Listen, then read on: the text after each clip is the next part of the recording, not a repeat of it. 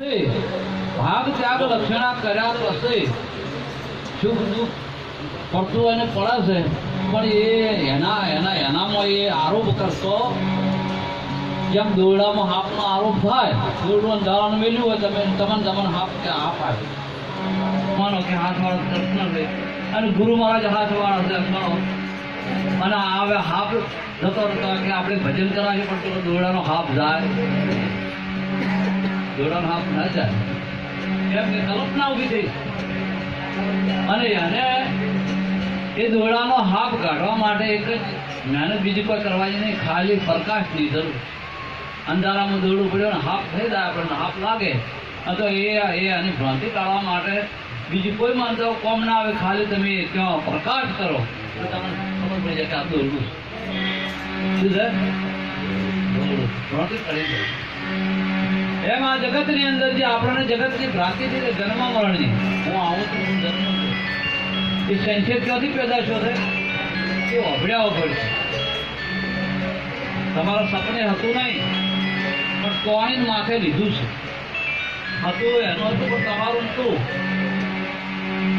જેમ ઘરનો રહેનારો ઘર થી જુદો છે, ઘરનો રહેનારો ઘરથી જુદો છે, પણ આવું ક્યારે સમજાય ત્યારે સદગુરુના સાનિધ્યમાં જઈ અને સમર્પણ ભાવ ગણવાનું નહીં પણ સમર્પણ ભાવ થઈ જાય. ત્યાં વાતને જાણીને મારે જીવનનો ઉદ્ધાર કરવો છે, તો એનો ઉદ્ધાર થઈ જાય ને એને વાત મંજૂર થઈ ગઈ, પણ ખાલી બધી વાતો કરે વર્તે નહીં મંજૂર થતું.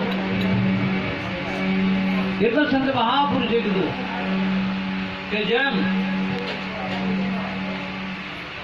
આ જગતની અંદર એટલું બધું સદગુરુએ કૃપા કરી છે કે એક સાધે સબ સધે, એક સાધે સબ સધે ને સબ સાધે સબ જાય, એક સાધે સબ સધે ને સબ સાધે સબ જાય, મારી સિંચે મુલકો જેમ તમે વૃક્ષના મૂળમાં પાણી વેડો, વૃક્ષના મૂળમાં પાણી વેડો તો પોદળે પોદળે પોકે, પણ કદાચ ઝાડ ઉપરના ટોસા પર જે વેડો તો પોદળે પાણી પોકતું. એટલે આપણા ગાયકવાડ સાહેબે કહ્યું, બાપુ સાહેબે, જેને શોધી કાઢ્યું મૂળ, જેને શોધી કાઢ્યું મૂળ એનું સીધું થયું કુળ. બાપુ સતનામ ધાતા, આ 25 તત્વોનું સથોળ, એનું ગયું સંશય ને શૂળ, એનું ગયું સંશય ને આ સમજ્યા વિનાનું બધું ધૂળ, સમજ્યા વિનાનું બધું ધૂળ. બાપુ સતનામ ધાતા, ધાતા કે ગરુ દાતા, જવથી વાત ના સમજાય, ગુરુનું મુખ ના આવે, ગુરુ મુખે ના બોલાય, જવથી એ ઈશ્વર આપત્તિ થઈ જે જીવ દશા થાય તે જાતી નથી. મિત્ર સંત મહાપુરુષે કીધું કે બોલ્યા વાણી, સદગુરુ તમે મારા તારણ હાર, સદગુરુ તમે મારા તારણ હાર. આ સંસારની અંદર બીજો કોણ તારણ? આ તમે વિચાર કરી દો, બ્રહ્માજીના લોકમાં જો તો બ્રહ્માજી તમારું સૌરે મોટા કરે પણ તમે તારી શકે. વિષ્ણુના લોકમાં જો તો તમને એ વિષ્ણુ લોક તમને ત્યાં રાખે ખરો, પણ વિષ્ણુ લોક તમને હાલે. બ્રહ્માના લોકમાં બ્રહ્મા તમને ત્યાં રાખે ખરા, પણ બ્રહ્મલોક તમને એ આશા હાલે, બ્રહ્મલોકના તમને પદ ના હાલે, રાખે ખરા. અને પરમાત્માના લોકમાં તો પરમાત્મા રાખે ખરો, પણ પરમાત્મા તમને એ લોકના અધિષ્ઠાન બનાવે. કદાચ આ વિશ્વની અંદર કદાચ મુખ્ય રાષ્ટ્રપતિ કે વડાપ્રધાનનો તમે તમારું ઓળખાણ હોય તો તમારું કામ કરે, એ વાત હકીકત છે. વડાપ્રધાન તમારું કોઈ કામ કરે પણ વડાપ્રધાન એનું આસન તમારે હાલે, ત્યાર તું વડાપ્રધાન મળી જાય કોઈ દાડો ના મળે. આવ્યું એટલે એનો માથામાં મારો તમે રાખે ખરા કંઈક લાલચ આલે ત્યાં તમને અમુક કામ કહી નાખું. બાકી તમારે એક પદ આવે એક જ વિશ્વમાં એવો નિયંતા મહાપુરુષ છે સંત. એ તમારે એને બેસવા પદ છે ને એ તમારે એના તરીકા કહી. જેમ નદી સાગરમાં જાય, નદી સાગરમાં જાય એટલે એ સાગર એની પછી બધી નદી આપી દે, નદી નામ ટળી જાય અને એ નદી છે ને સાગર રૂપ એ જુદાપણું ના રાખે. એમ સંત મહાપુરુષના સાનિધ્યમાં જો તો સંત મહાપુરુષ શિષ્યને શીશ રાખતો એ તો ગુરુના શિષ્યના ભાવનો હવે ભાવમાં ગુરુ પેલા શિષ્ય રહો કે હું શીશ છું એ બરોબર છે એને, પણ ગુરુ એને શિષ્ય માનતો. ગુરુ શું માને છે અને આ મારો ભગવાન મારું ભજન નામ છે ભાઈ સમજવાનું વાત નામ છે. પણ આ તો ઘણા ગુરુ બે પ્રકારના હોય. ગુરુ એક ગુરુ હોય, એક ગુરુ થવા ફરે અને સદગુરુ. ગુરુ છે તમને કઈક વળગાડે, ગુરુ છે તમને કઈક વળગાડે, તમને છૂટા ના કરે. આમ તું કાશી દાન, તું હરદ્વાર દાન ને ભગવાન મળતા તમે શું કા ગુરુ કર્યો? એમ જેવો કહેનારો હજુ ઉઘડી કે પણ ગુરુ એવો જેવો ગુરુ કેમ છે ફળ ના પેલું ફરે ભાઈ ભગવાનને ઓળખો તમે મને તમારું ગુરુમાં જાય ત્યારે મને ઓળખાય. એટલે એક ગુરુ એવું શીખવે તમે આમ કરો તમે કંઠી બાંધો તમને મંત્ર આલું તમારો બેડો થઈ જાય પાર. વળી માથે હાથ મેળીને ગુરુ થઈ જાય એને ગુરુ કહેવાય. એને શું કહેવાય? સદગુરુ કહેવાય. સદગુરુ મિલે ઇતના ટળે, સદગુરુ મળી જાય તો પણ બધું છોડાઈ ન ખાવે. કઈ ના કરું ભાઈ તમારે કઈ કરવાનું નહીં, ખાલી તન મન ધર્મ કુમાર કરો અને ગુરુના વચન આવી તો તમારે કઈ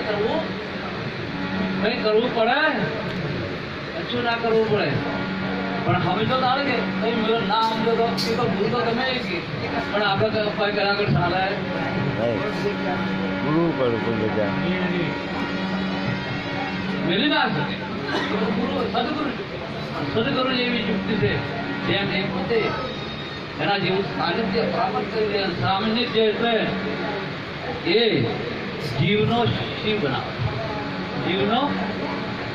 જીવ કોને કહેવાય? સંત મહાપુરુષે કીધું કે આજે હું છું, આજે હું છું. હાથનું ઠીકડું આવે રામનવમી વિનાનું ઠીકડું આવે આજે હું છું. હું નાનો છું, હું મોટો છું, હું નર છું, હું નારી છું, કાળો છું, ગોરો છું, હું ખાઉં છું, હું જન્મો છું ને મરી જવાનો છું. આવો જેનો ભાવ છે એને કહેવાય જીવ. માયાનો બાંધેલો મને પ્રાણીઓ સમજ્યો નહીં, સાચી વાતને સમજી શક્યો નહીં. એ તો મીરાબાઈ રોહિદાસને જયારે ધારણ કર્યા ત્યારે મીરાબાઈએ કીધું મીરાબાઈને તમને શબ્દ અસર ના કરે, આ જગતનો કોઈ શબ્દ તમને અસર કરી શકે જ્ઞાન થાય તો આ જગતનો ઘેર પણ તમને કશું કરી શકે એમ. એટલું તો બાપી સાહેબ ગાયકવાડે કીધું કે જગતના વેણથી ઘેરના પ્યાલા અને ગુરુજીના શબ્દો લાગે છે અમને કોઈ અસર કરી શકે એમ નહીં. પણ જયારે અમૃતની વેરડી આપણો જાય મીરાબાઈને કે તમારા ગુરુ કોમ કરતા નહીં તો મીરાબેન તમારો ગુરુ બધી તમાર છે હરિજન છે પણ છતાં મીરાબેન પહોંચવું ગુરુ છે સદગુરુ છે એક જાણો દાંત વાળો હોય આ શરીર તો ગુરુ સદગુરુ ના એટલે બધું કીધું મીરાબેન કોઈ લાગ્યું નહીં. જાતે એક વાત કે તારો ગુરુ છે ને આ ગરીબ છે મીરા અને ગુરુ ગરીબ છે અને ચોપડોનો ધંધો કરે છે વધે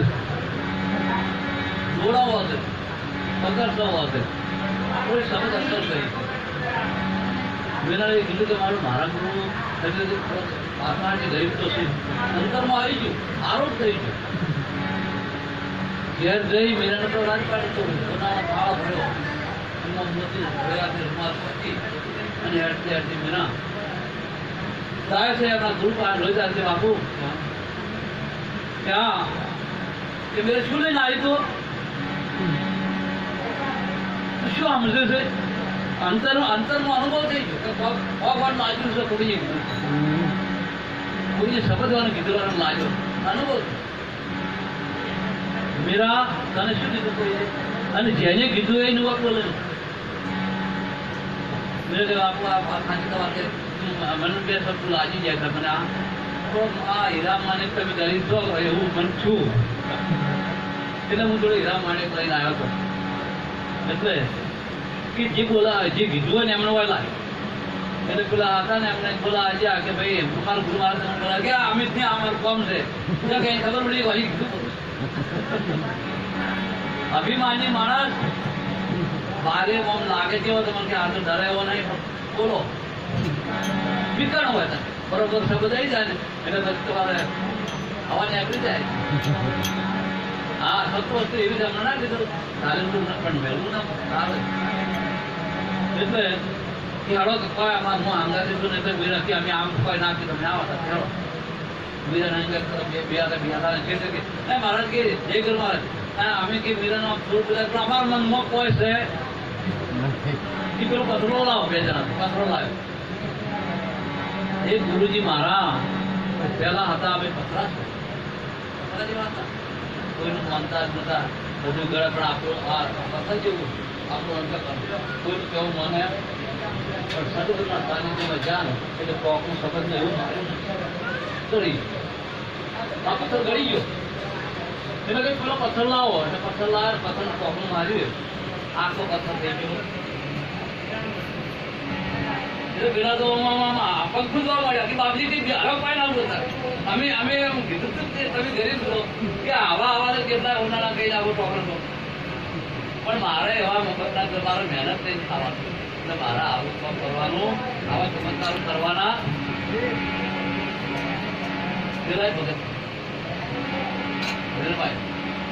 મીરાબાઈ એક વખત જયારે બધા એમને નાચ જાતનો દાવો કરવા માંડ્યા બેન છે તું ક્યાં જાય ભજના હોય છે તને તો શરમ ના આવે પછી નાખવું કઈ શરમ ના આવે મીરાને કહે તો બધું પાણી જેમ ઉપરથી નીકળી જાય શબ્દ બધા નીકળી જાય કોઈ શરમ ના કરે એમ કરતા કરતા મીરા એ વિચાર કર્યો કે આપણે ભજન ખાય નહીં એટલે કે જયારે વચ્ચે નીકળી જવાય ભજન ખાય રાણાજીએ કીધું કે અહીંયા રોજ તમારા ખાવા પીવાનો અંદર આપણા મેલ થી મેલો ભજન કરો તમારે કોઈ જગ્યાએ જવાનું બધા ભક્તો આવે મીરા કહે એવું બંધનમાં હું ભજન કરવાની હું નિર્માણ તમારો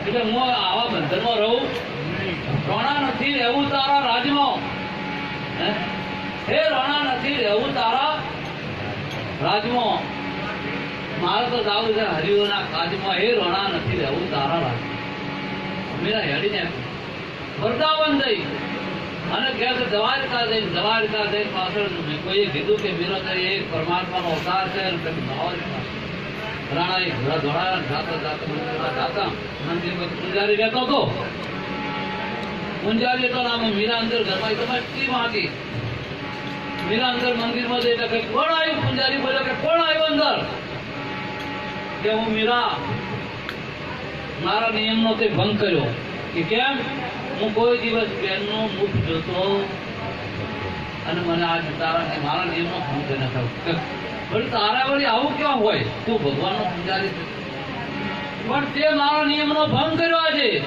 કે કેમ કે મેં આ દુનિયામાં કૃષ્ણ વિનાનો કોઈ ભારતી બધું કૃષ્ણ છે કૃષ્ણ વિનાનો કોઈ મારી નજરમાં આવતો નહીં તું પૂજારી આવ્યો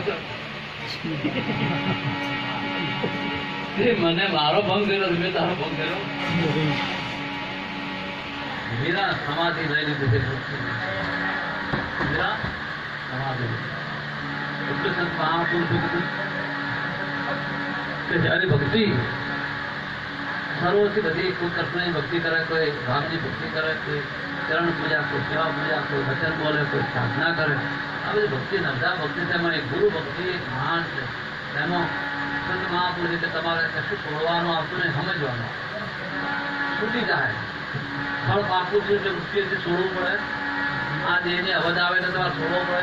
મમતા છોડી મેળવાની, તમારે દેહ છે મમતા છોડી મેળવાની. આ દેહ મારો, ધંધો કરો, શાસન કરો. તમારે જે પટ વાળી છે કે આ દેહ મારો છે, આ બધા બાળકો મારો છે, આ ભૂમિ મારી છે, આ તો ઘણા જતા રહ્યા ભૂમિ પર કોઈની એ મમતા જ ખાલી છોડવાની છે. અને મમતા શીખી જાય એના માટે બધું ફ્રી ઓફ છે. કપડા રંગવાની જરૂર નહીં, ખાલી આપણું મન રંગવાની જરૂર છે. આપણે જે ખાલી ભાગવાનું નહીં, જાગવાનું છે, ભાગવાનું આવી વાત છે. અને દુઃખ કરાય એટલે બાપી સાહેબ ગાયકાર બોલ્યા, દર્દથી કમળે તો દર્દથી ઉતેરું. જેમ ગમે એટલું બધા આવું સમજણ આવી જાય એટલે આ દળ ભર્યું હોય એમાં કમળ હોય, તમારે ગમે એટલું સરોવર પાણી પડેલા દળ પણ એ કમળ પેલા ડૂબે એમ જ આવે છે. એને સદગુરુની શાન મળી જાય, વચન મળે, જેને ગુરુ મળ્યા છે એને એ આત્મા સ્વરૂપ જેને જાણ્યું એને બધા સંસારમાં રહેવા થતો હોય, આ સંસારમાં રહેવા થતો હોય એ સંસારને બંધન કરી શકતો આવી જયારે એની દશા થાય. અને એ દશા તમારો જયારે પ્રગટ થાય, તમારો ભજનના પ્રતાપ તમારી બે વસ્તુ આ દેહની અંદર બદલાઈ જાય. આ દેહની અંદર બે વસ્તુ તમારી બદલાય એટલે નજર નાખતાની અંદર ખબર પડી જાય કે આ વસ્તુઓને પ્રગટ થાય. દારૂ જેની વાત હિંમત આપો તો લીધેલો છે, ખબર પડે કે ના પડે લીધેલો છે મારો. આવી તમે નાઈ પીતા તો એની વાઈટ આગળ તમારી વાઈટ આગળ ના ખબર પડે કે આરે ખબર પડી જાય. એટલે સંત મહાપુરુષે કીધું અંજાન જ્ઞાન ઠરે ને નાભી હશે જેના દર્શન થી જાય બની ગઈ આ વાત મસ્ત હતું. પ્રગટ સિદ્ધિ અલગ બને પ્રગટ સિદ્ધિ જોવું હોય તો રણુદાસ